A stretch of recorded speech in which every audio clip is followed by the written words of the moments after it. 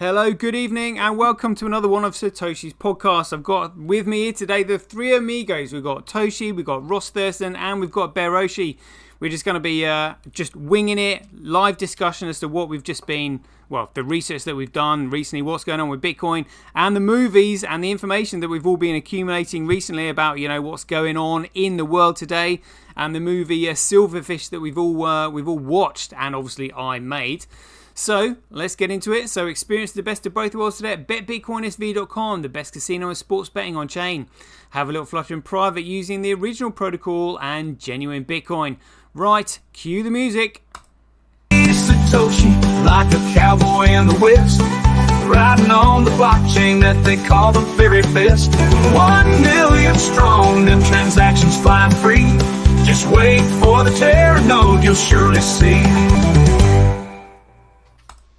There we go, lads. How are we doing? Doing good. All right, doing well, thanks. Right. So I don't actually. This might have been before you, before the time of you boys. Do you remember the Bitcoin SV channel, or was that kind of like before your time? Yeah, that was before.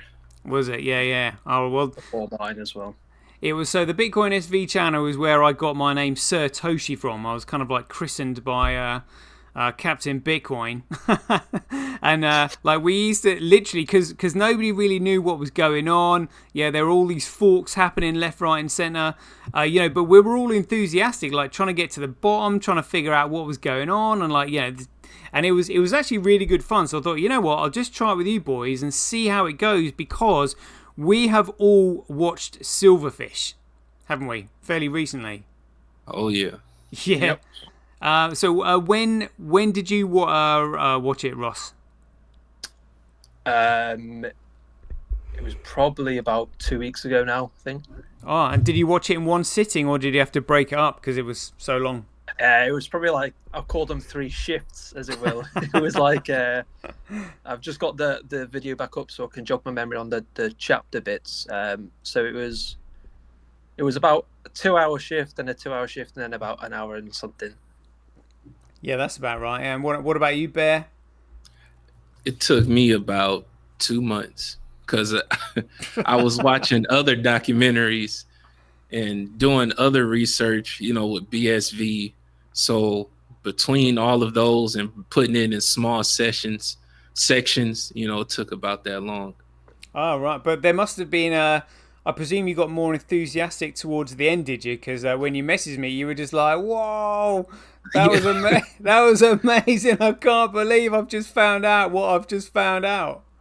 It was like, that scene in The Matrix, and Neo was sitting in a chair and he was like, well, I don't know how to fight. And he uploaded like Kung Fu, all these different fighting styles. And he woke up and told Morpheus, I know Kung Fu, that's what it was like.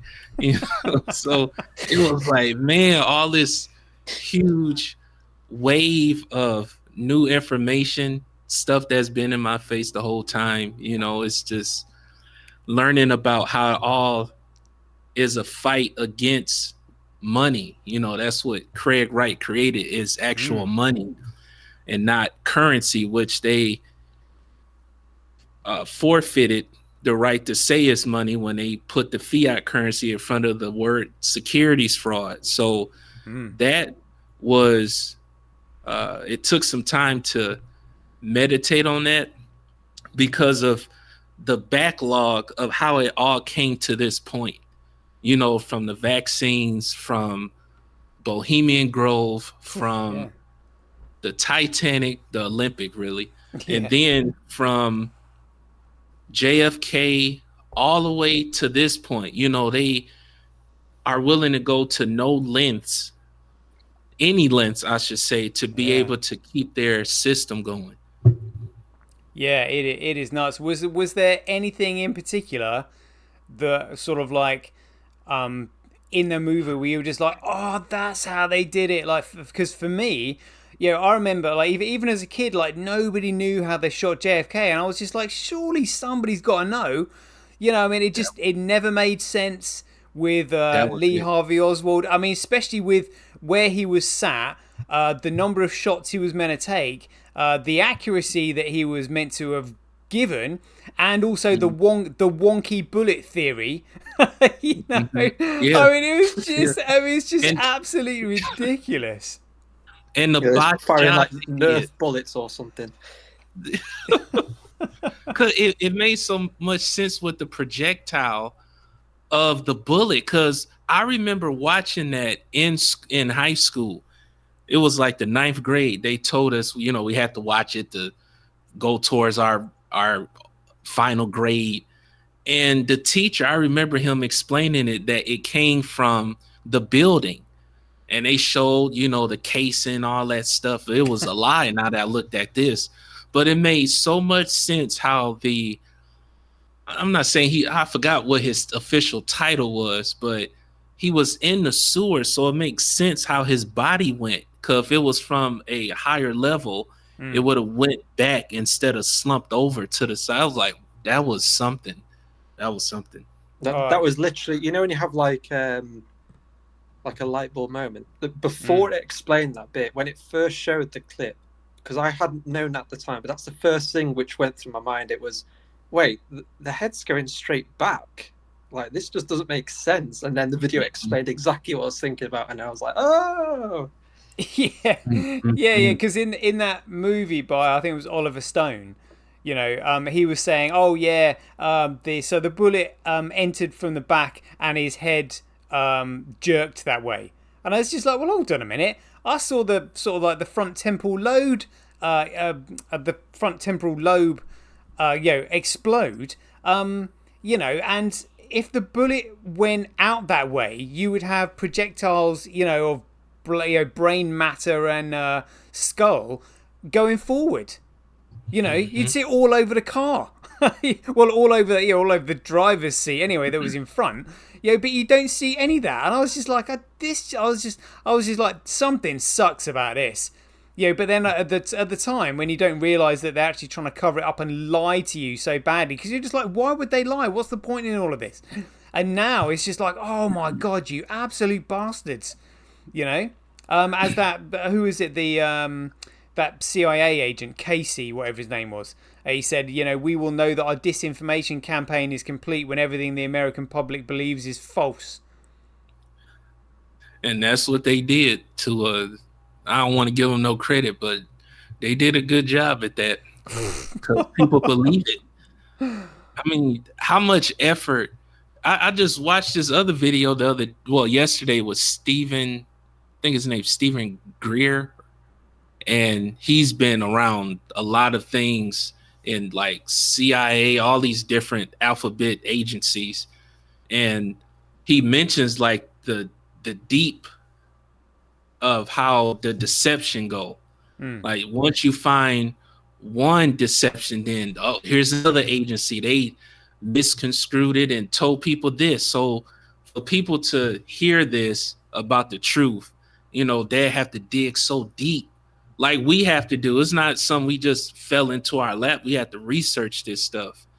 And when it came to why they wanted to get rid of JFK, because I didn't know what the Bay of Pigs was all about. But now when they explained it, that was unauthorized. It was a black ops that they did, and it wasn't authorized. So he was like, "What the heck y'all doing?" So, so they had his whole cabinet, I want to say, on watch. It was watching him because he was going against what they was doing, and so that's why they have all of this quote unquote conspiracy theories about this stuff, but it's right there.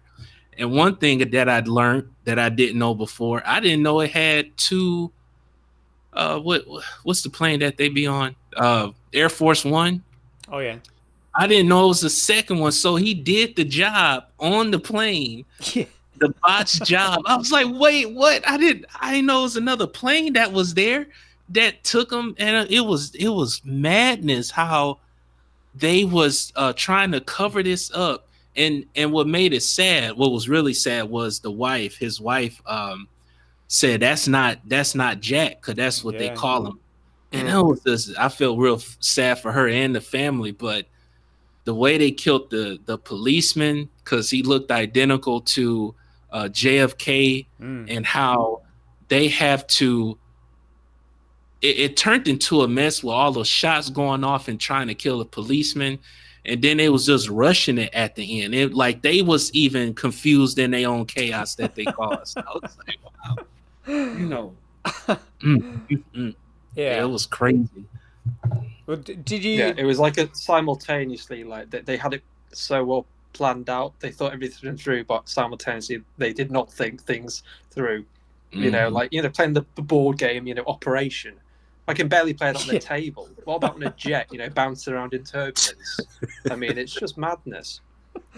Well, Yeah. and also, they made a mistake when they killed the other cop. I feel really bad not being able to remember his name now. I've got his face in my mind, but Mhm. the message had obviously got across that JFK had been shot in the side of his head.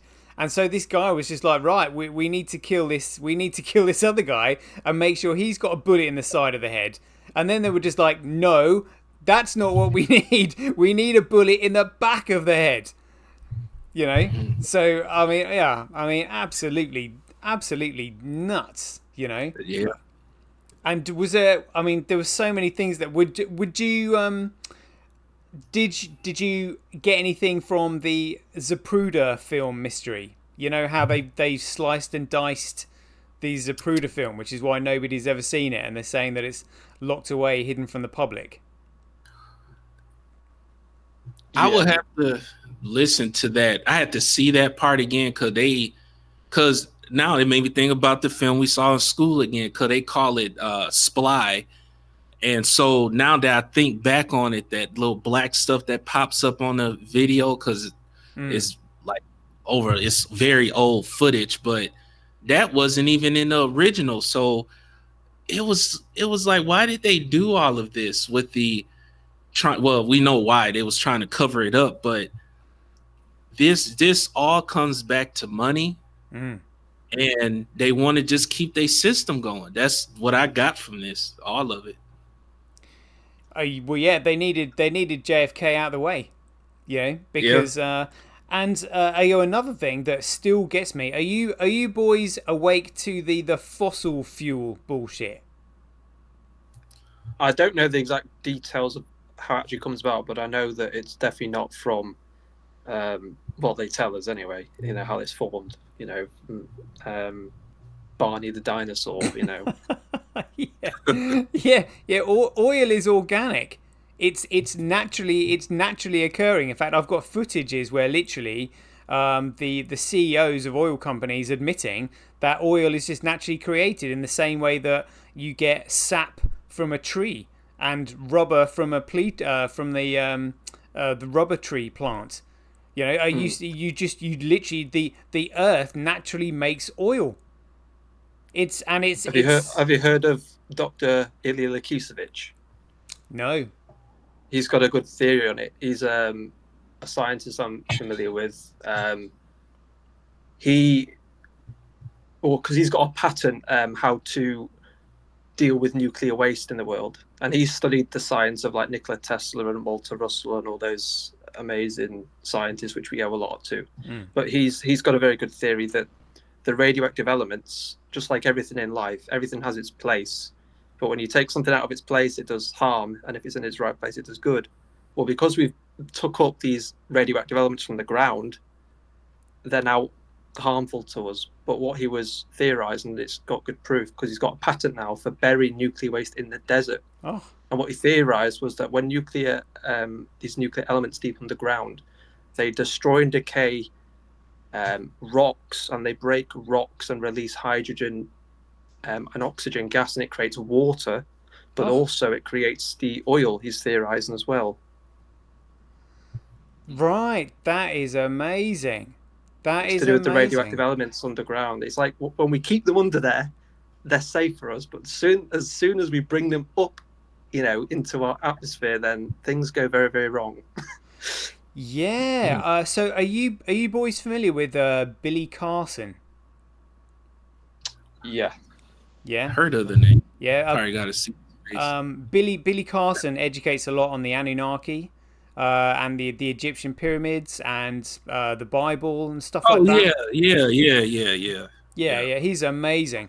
And one of the, I mean, I don't know if you boys know this, but one of the things they found out is that in the middle of they call it the King's Chamber, in the Great Pyramid of Giza, there is effectively a carved, what would look like a rectangular box, for want of a better word, like a coffin or something, like made out of this granite. And nobody could figure out what it was for. It was like, do you sit in it? Is it for vibrations or whatever? Anyway, they found that the internal measurements of this granite carving fit precisely the measurements of the Ark of the Covenant. And the Ark of the Covenant is, if you read all the biblical stories, literally everybody getting radiation poisoning whenever they go near it, or literally getting struck down by electric shocks, with electricity coming out from the ark. So I from what Ross has said there, literally when he's saying these things need to be buried underground, well, what if there was this radioactive substance in the ark that's literally buried deep in the middle of the pyramid? To produce energy and stuff like that. Yeah, it's very what's the word? It's very promising. I think it's a lot of truth to it, because I can't remember where I saw it, but some guy was researching into what you've just touched on there, and he said how similar the Ark of the Covenant is, and the stories, like these zaps and stuff, to how a CRT cathode ray tube works. You've got like gas plasma discharge, and then it creates an AC current from that. And he's saying, like, if you've seen some of the drawings, with the Egyptians, and they're holding what looks like giant light bulbs in a way. Yeah, they look exactly like CRT or cathode ray tubes, exactly like them. Right, and what do they do? They convert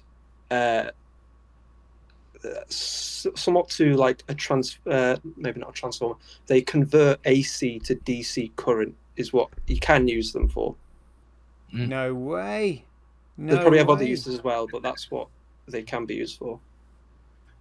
That reminds me of a story that Dr. Stevens said about excuse me, Nikola Tesla, because he found that there's zero energy, and this zero energy is like waste energy, and it's like between two dimensions, something like that. But if you just take a cube of it, just one cube, it can power the United States grid for like 30 years. Holy but shit. He said they don't want to, of course, they don't want that out there, because now here it is again. They mess with it will mess up their fiat currency. So that zero waste energy, it's like they was already doing this well before Tesla, of course, but now they still finding pyramids, even ones that predates the ones in Egypt, so I wouldn't knock it at all about what people are researching about it. Yeah, because they found pyramids in Alaska, crikey, some in China, all over the place, and I've literally seen I've seen pictures of them. But I mean, obviously the pyramids now are massively all overgrown. And so initially, from the untrained eye, you wouldn't suspect anything. It's only when everyone points it out and it's just like, oh my god, they are absolutely man-made.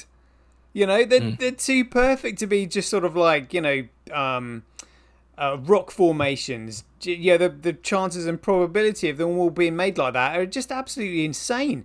And the amount of work and construction, the amount of effort gone into making them is far beyond what we could put together now.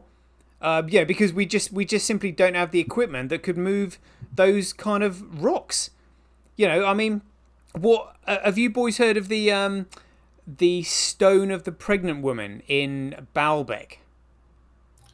No, I haven't.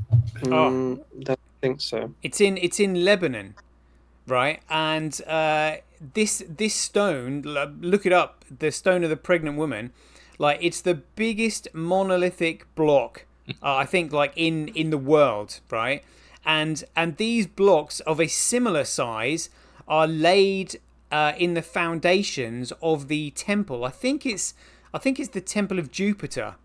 And literally they're lined up next to each other, and they were just like, we can't even lift those rocks now because we just simply don't have the equipment to do it. Not in a single go. Like these days, we would chop things like that up and move them in much smaller sections so they don't weigh as much. So it just absolutely blows my mind that this lot probably actually know how they've done it, and they've just simply hidden it and are not telling us how to do it because they're just like, right, well, we've got this knowledge now, we're going to keep it under wraps, and what we're going to do is just going to try and make this lot, which is us, as stupid and as dumb as possible. So we literally don't know, left from right and up and down. We can't even define what a woman is. 2 + 2 = 5 and all this shit. That there are like, however many multiple genders. I mean, oh my God. I can't believe that there are people that actually fall for this. It's really kind of like worrying, and other people literally can't even see the totalitarian nature, being applied. Like they just can't see it. They're like, they've got our best interests at heart. They're just trying to do this. They're trying to save the planet. We need to pay this ultra low emission zone car tax. We need to stick to our 15-minute cities. We need to listen to Klaus Schwab. We need to pay more environmental taxes and adhere to this, environmental ESG, environmental sustainable goals, and all this crap. And yet he's written in the Great Reset book, literally calling us useless eaters. Reduce the population to like 500, to what? Like 1 billion. It's like, well, hold on a minute. How are you going to do that when there's like supposedly 6 billion people on the planet? That means that all these people that are going, oh yeah, that's a good thing. Well, it's just like, if that's a good thing, well, your chances of actually being in that select few are actually quite slim. And it's always some bald man who's not in great shape himself, which is calling everyone else a useless eater. I mean, come on, like go to the gym, Klausy. Come on, mate. That's similar to what the rabbi said on that interview he did with Pastor James. Yeah. And he called all people goyams. I never heard of that term before, but he said, they're nothing but goyams. I'm like, why he keeps saying goyams? And so he finally explained what it is. Yeah. And cows, that's how they look at us, as sheep. They call it, he said, shepherds. And schleppers or something like that. And it said, and he was saying any person is a goyim that isn't a Jew, and they classify it as animal or cattle. That's right. And so all of these wars, and it ties into your documentary, that they was all created by the Jews.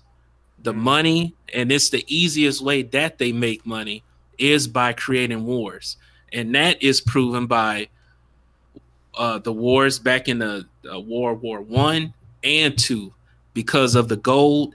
And so now, since they say they have it all, now Nixon did his part, take it off the gold standard, not being backed by gold anymore. That's when, and I learned this from Robert Kiyosaki, that's when money or currency became debt. So now they could print all of it as much as they want.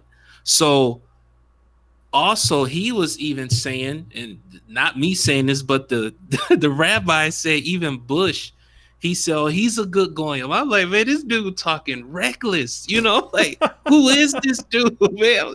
He said the Bushes is a goyim. They take orders.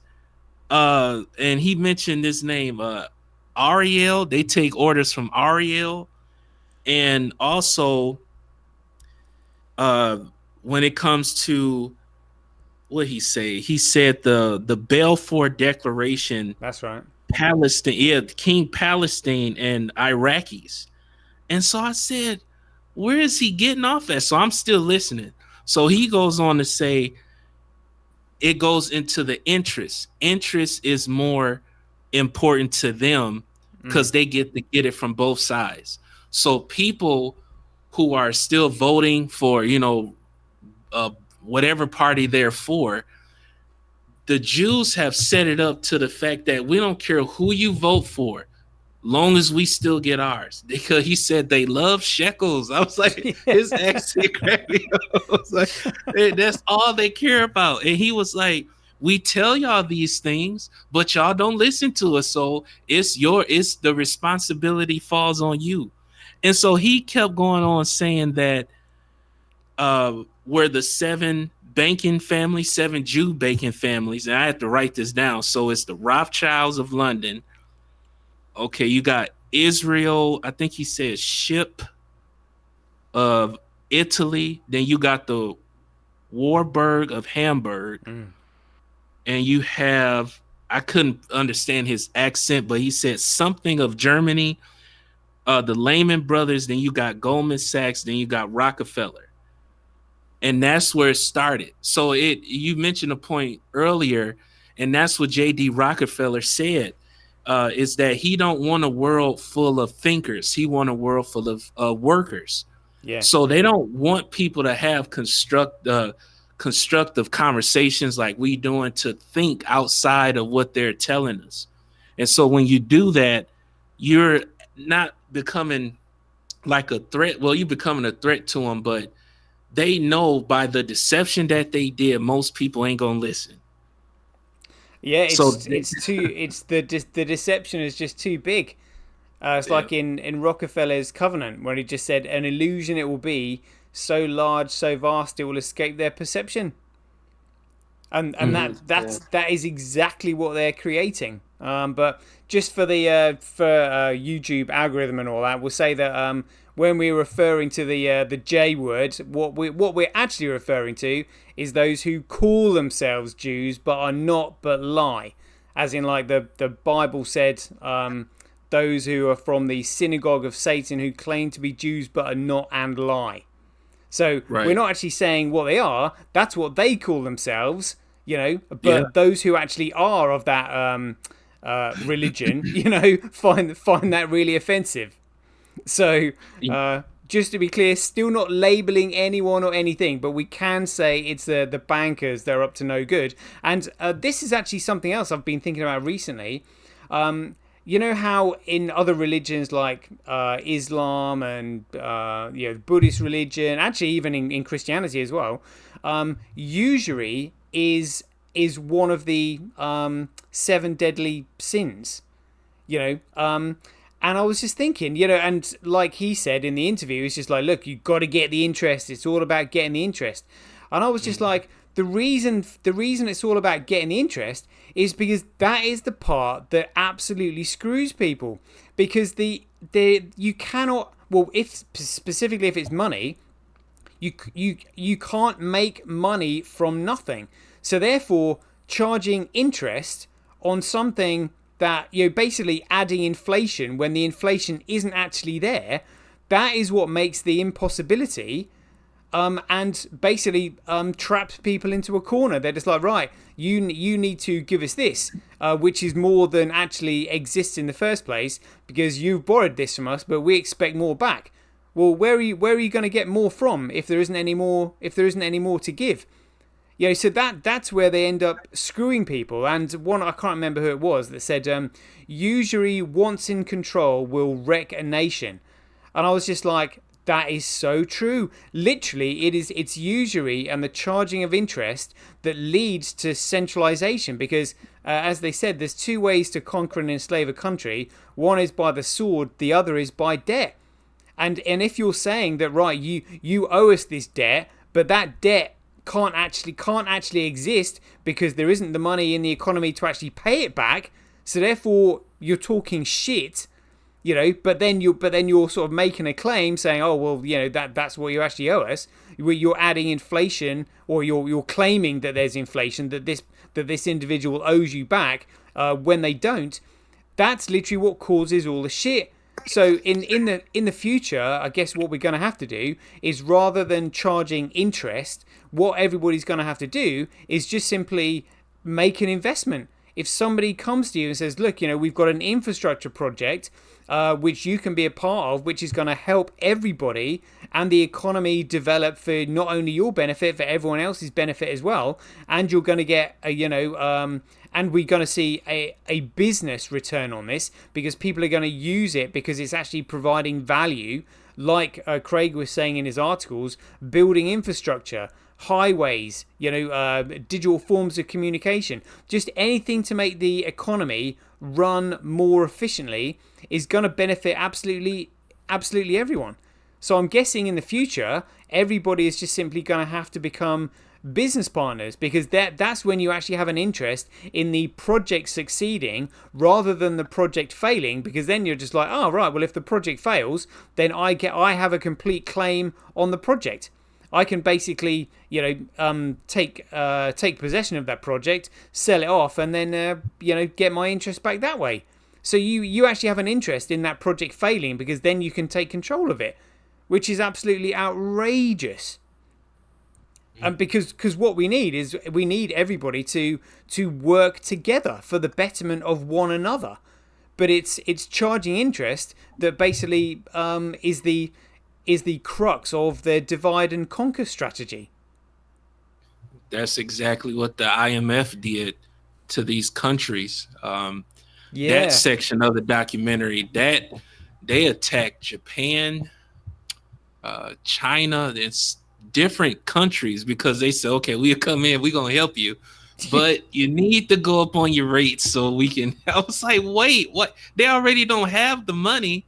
So how? So you're gonna give them the money so they can now, the banks from the U.S. can now buy it, because they're gonna shut down their banks that's in the other country because they can't pay it back because of the interest. He said, well, we got to go about 5% on the interest for these for the money if we're gonna get this to you. And it's like they did other things, far as them forcing them to accept it, but it was horrible. It ran their country down. And I really feel bad for the country of like El Salvador and what's going on with the Bitcoin. And it's just, I watched a little bit of this clip from Max Kaiser, because he moved there. And I was like, he's really just talking up a storm. Bitcoin is going to do this and it's going to do that. And I'm like, this is not what it's truly representing. And they already tried so many times of getting out of their poverty when it comes to money, their financial crisis that they have for years. And now they don't know, like, they're going to still be back in the same boat, if deeper, sunk even deeper, because they're being sold on this lie. Because just because somebody on stage, the lights on them, and they got a microphone, they screaming at you saying it's going to do all of this, it's going to do that, and Bitcoin is going to erase everything, it's going to suck up everything. I'm like, they just going off the hype. They got to keep it hype it up. And off hopium, that's another thing they want to go off of. Not knowing that this Bitcoin hasn't been extracted, going off what makes up an economy. So I'm still learning that. So you got commodities, of course, services, securities, and goods. So I'm still trying to understand the part. I get it with BSV, but they still trying to spin this story that Bitcoin, Gridcoin, has been extracted, and not knowing that it's been made and it's been stolen, really. Then they said it's been extracted. So now it's more of a proof of work now, which is a lie, because then they put out the white paper for the Bitcoin Core 2017, and it's nothing like the original protocol. So I'm like, how can you make this conclusion saying that you're going to help a country and it doesn't even stick to the protocol that is still originally sticking to with BSV? And I just feel really sad for the people there. I really want them to get out of that situation. Just like what you said, we're supposed to be helping each other. But when you got people on TV yelling at you and telling you to, don't sell your Bitcoin, and hate to say it, he actually right, because we know what he's talking about, but it's not what the people think that he's talking about. And that's what's sad. So I just hope somebody else, even one person will be good, that they'll wake up and see the evilness, the evil that's taking place with them doing what they're doing to the name of Bitcoin.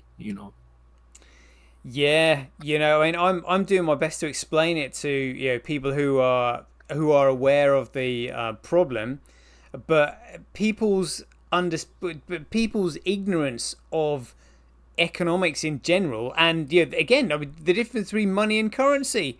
It's just like when I realised that neither Richard Werner or Catherine Austin Fitts could actually describe the difference between money and currency, and they're kind of like the utmost authority on information on the central banks and all that. I was just like, whoa, we are in serious trouble. Like we're in serious trouble. But honestly, I mean, this is actually what makes me unbelievably grateful that young lads like yourself are actually getting involved, and they're just like, actually, I get this, I understand what you're saying. I'm just like, oh, hallelujah. Because now, speaking of that, I left off on number 7 of Ross' playlist. Oh yeah. Oh, you've been watching, have you? Oh yeah, man. I tune in every day. I wake up, study. I look at all of this, but wait, which one is it? Yeah, that playlist is going to be legendary, Ross. It is. Oh yeah, Yeah, Bitcoin the most glad valuable. Glad it's helping people. I'm sorry, I interrupted. What'd you say? I didn't hear you. No, I just said I'm glad it's helping people. Because the videos are on there, but I just wanted to make a place where they were all, in one place, easy to access, so you can just sort of fire through them. Which one? Number 7. Yeah, Bitcoin, the most valuable commodity on earth. So that's where I left off at. But it's just, it's simple once you, well, for me, I always like to say, once I humbled myself and be like, okay, I don't know what this is talking about, but once I see the images and the charts, especially, I call it the turkey tail with the protocol going back to the Genesis block, that really helps a lot when you see that the protocol stayed the same, it stayed the course. But then you have people who came in and wanted to fork it, which they literally did. And my question that I have, and I think other viewers and listeners wanted to know too, I understand that Tether and the US digital currency is pumping Bitcoin, but how? Because they create Tether from nothing, and each Tether is meant to represent $1, and so they're creating this Tether from nothing and purchasing BTC and all these other shitcoins with it. So when they make, okay, they make it out of thin air, got it. So they take that Tether or USDC and swap it for Gridcoin. Yep. So they do that in one big transaction. Because when I look at the charts on the chart, so it's it'll show like, all right, it went up. Like, man, how much money just got pumped into the market? 200 million. Like, is that a transaction that we're seeing, or is that just what they printed? Well, it's chances are they'll either put it into either into BTC or some other shitcoins. But you have to remember there's loads of trading bots on the market that literally, Right. because a lot of these traders don't have a clue what Bitcoin really is, they just simply have automatic bot trading machines that, if one particular coin has an influx of interest, like for example Bitcoin Cash, if that goes up, then these traders will automatically buy BSV as well because they think it's correlated, and they're just like, oh right, well the whole market's going to go up. So yeah, they'll have buy orders set when certain metrics are made. So literally, yeah, they can just create Tether from nothing and pump it into wherever they want. Okay. Mainly they pump it into Gregcoin because what they can't allow is for traders to suddenly think, oh, hold on a minute, we might get a better return if we put it into Bitcoin, into BSV. That's what they're desperately trying to cover up because they've basically made the entire market absolutely useless and encouraged absolutely everybody to become a trader. But traders have got no loyalty whatsoever to anything. They literally do not care. There is literally no honor amongst thieves, and traders literally all they do is pickpocket from one another. If they think they can get an advantage on someone else, they'll just simply take it first and get in, and then dump on them. And so this is what they're doing with Tether. They're literally just pumping the market, trying to keep the traders interested, and the fact that they're saying that BTC is constantly gonna outperform BSV, but obviously the market cap of BTC is so great, like over $1 trillion, that they have to basically buy 200 million almost in one go. Just to make the market move a little bit, and then all these other traders kind of like jump on the movements.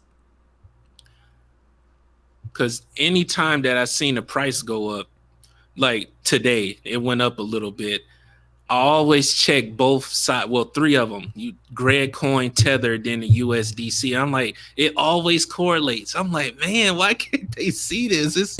I see it now. Like, I understand like what you could do with digital currency and like how you can move it and how you could swap for it. Like, all this was self-taught that I had to learn how to do this. But I'm like, it's the same thing, but they just doing it on a way bigger scale so they get the printed. So I was like, oh, I think I appreciate that because I finally get it, what they're keeping away from the markets, and then coin market cap, all these charts, and even the one that's on Coin Dance, the one that it shows, the four. They only show four, like BSV, Greg Coin, BCH, and Fisher, something else. Yeah, Fisher Price. Yeah. Yeah, the Fisher Price. And what happened, and now I understand, because I never clicked on the part where on the chart where it showed the neutral growth of BSV. And I did not know it was in the gigabytes, 10,000. I'm like, nobody is seeing this, but all you had to do is just click on it. And then when you go down to the other chart, not the chart, but the numbers, how much more expensive it'd be to mine on Bitcoin, but you will flip it and say how much cheaper it is.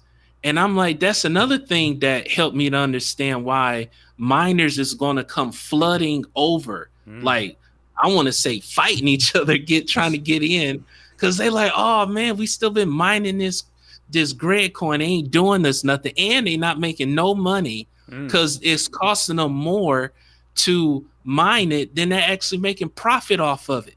So when they come over, they're going to, I see where the fighting is going to take place because of the transaction fee is going to be micro payments, micro fees. It's like, put one and one together. But of course, we in a society where 1 + 1 is 5, so trying to understand that, I could see where people are going to be confused, even when they start seeing Greg coin go down to its value of 0, they're still not going to be able to put it together of why this is happening. But if you just go behind the scenes and look at these websites that's been provided publicly, you will see why. That just gets me. And then with Ross videos, that has been a huge step up for me to understand BSV even more, not just Craig Wright, but what he created. It's awesome, man. Oh well, I've actually got I've got a BitChute site for news on chain where I've got more videos in there. Tell you what I do, Ross. I'll send them over to you, and then you can maybe put them in order of your favorites, like a playlist, and then maybe make a list somewhere with the links that people can click on and watch at their leisure, because there's more on there's probably more educational videos on BitChute than there are on YouTube, because I knew that YouTube wouldn't allow them, because I've used I've used other video clips, whereas BitChute is slightly more generous in the fact that you can kind of like just take a small clip from a movie or somebody else's video and just kind of use that.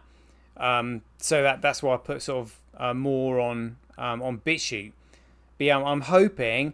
I mean, I hope you boys are sort of like prepared for kind of like what's potentially gonna happen in the future. Like I would describe. Well, I've described it as like a herd of wild wildebeest coming across. Like, oh my god, it is gonna be insane. And then you've got literally, basically Craig and Calvin. Reducing the liquidity in the market. There's literally just nothing there. There is nothing there. It is literally going to be like a pig squeeze. You know what you just said about the wildebeest. The image which comes to mind is literally the Lion King. You've got the giant stampede of all the people running over, and then you've got Scar with Simba. So Simba's BTC, and then Scar is the Cabal, and just gonna go, all right, goodbye now. Send him off the cliff. All the wildebeest trample everyone. Goodbye. That's what's going to happen. That's the image which comes to mind. It's just funny you brought that up. Yeah, well, yeah. That's literally like the best metaphor I could come up with. I mean, imagine. I mean, just imagine. All it's going to take is one to just suddenly go, oh shit, and that is it. Like, that is it. And like, we're already here on the other side, just kind of like munching on the popcorn. I'm just waiting, I'm just like, sooner or later, you guys are just like, trotting, quite happily heading off in that direction. I'll be seeing you soon. Yeah, they've managed to delay it, with how hard they've made it. Just, I don't know what it's like in different countries, but, for me here, in the UK, it's so hard to buy BSV, and they've got rid of it on most of the big exchanges. So they've just delayed that inevitable thing, but eventually the floodgates will open. People will find ways around.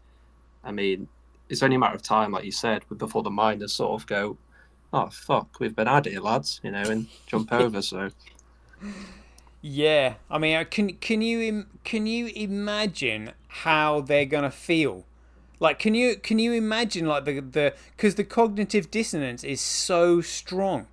I mean, can you imagine that breaking down, and their sense. I mean, I'm guessing this is why Blockstream are absolutely like wetting themselves, because the fingers are going to be pointed wholeheartedly at them. Because it'll be the miners will just simply move by economic incentive, and Bitcoin is an economic model. That's it. That is not on Craig, and this is why they're so desperate for Craig to move a coin, because they know if Craig moves one of those Satoshi coins, that will flip the market, and the fingers of blame will be pointed at him, for tanking the price of BTC. But if the miners suddenly realize, well, hold on a minute, we're struggling to survive anyway, because the block reward isn't enough to economically sustain our mining operations, and the hash rate keeps going up because Foundry USA Pool, which is MasterCard, are in bed with the banks, and they can print as much currency as they want, and therefore they can add as much hash rate as they want onto the network if they like, to squeeze the other miners out. I suspect what they're doing is probably trying to squeeze all the other miners off the chain and out of business, so that those miners aren't mining when the market realizes what's gone on, because they don't want the miners, flipping their hash rate over onto BSV. So they're just like, well, if we don't want the miners to flip the hash rate onto BSV, what we need to do is drive them into the ground and out of business.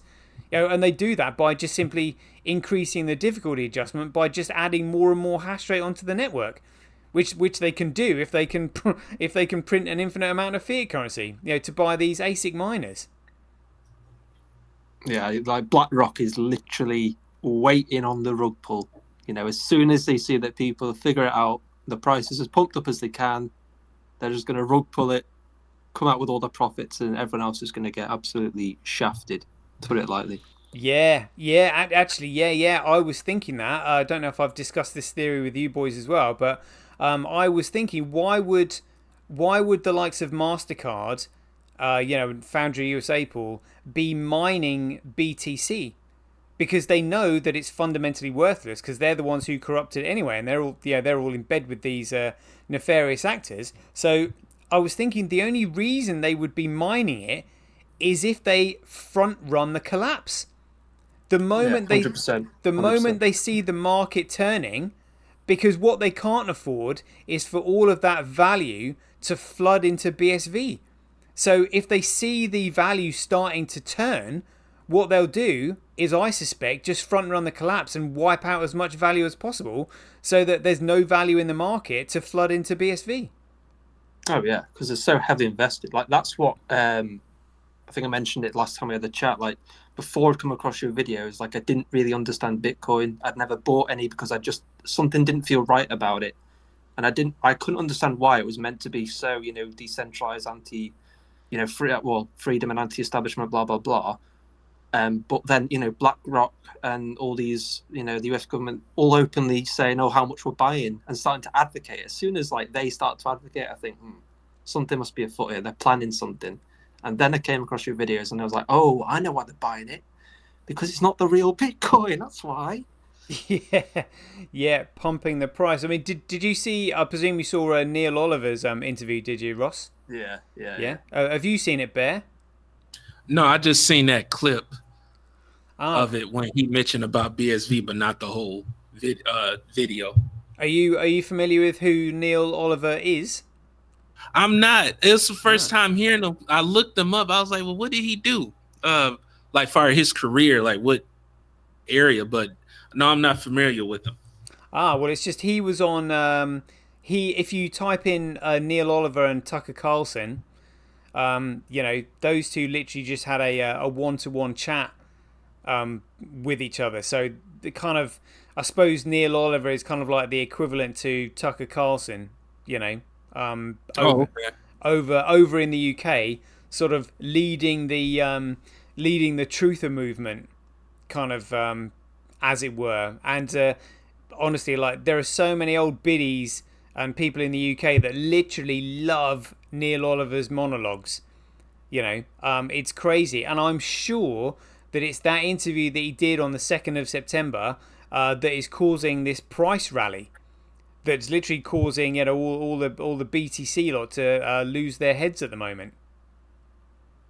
It definitely ruffled some feathers, and when you showed the charts, it matches up. I don't believe in coincidence either. So there must be some, unless we're missing something. It's a really significant thing I saw. Yeah. I mean, I'm looking at the price now. It's like, what, $50. Kind of up from 45. And I was like, oh, you know what? I'm actually sort of like quite looking forward to seeing what the price is like tomorrow morning when I wake up. Mm-hmm. Because it seems to be like gathering momentum slowly, but especially people in the UK, they're just like, well, we can't buy it. How on earth do we get our hands on it? So there's going to be all these people going, how do we get it? How do we get it? How do we get it? And that's probably what's slowly pushing the price up.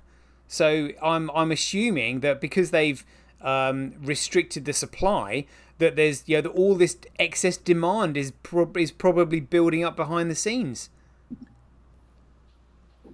Yeah, I will agree because it's a lot going on. Because when first learning about, even hearing the word BSV, I was like, well, who's using it? And then it was an older video. Job done. It was about Perfect. 2 years ago that you did. It was a website. No, it was on Silverfish. It was Meta Bitcoin something, but it had a list of businesses that are using, like it had Cent be on there, and Oh yeah, like the the, Meta yeah, store. yeah, the Meta store. So I'm like, people are aware. The ones who, there are so many businesses, I mentioned this before, that are just waiting for Terranode mainly and some other things to fall in place, but it is rallying, because even learning that the price is the last thing is to go up, but before it, we have to make sure everything is in place. Commodities that is going to help benefit people, not just people, big whales, but the little fish. Everybody can have a medium of exchange when it comes to money, Mm. and people are building with it. So then, of course, the last thing is to go up will be the price, and we're at that point. The Yeah. last thing we just waiting on is Terranode. Yeah. So that's how I'm putting it together. Oh, awesome. Well, we're just looking at the time, so we've been going for 56 minutes. I've actually quite enjoyed this chat. If you guys want to come on again, what we can do is, like, if you've got any questions or any particular information that you come across that you just think would be either funny or entertaining or knowledgeable, or you just want to have a chat about it, we can sort of, like, put that as a topic of discussion before we come on next time, and see how that goes. If that suits you, boys. No, I'm all for it. Yeah, sure. It's been fun again. Hey, excellent. All right, great stuff. Right, well, we'll wrap it up there, folks. That's been awesome. So, as ever, if you enjoyed these updates, again, any donations that come in for after this show, I'll split with Ross and Beroshi. And so just ding your donations to either satoshi@senbi.com, handcash.io, relasia.com, rockwallet.me, senti.ch, simply.cash. And as ever, be aware, take care, stay safe out there, and we will see you on the next one.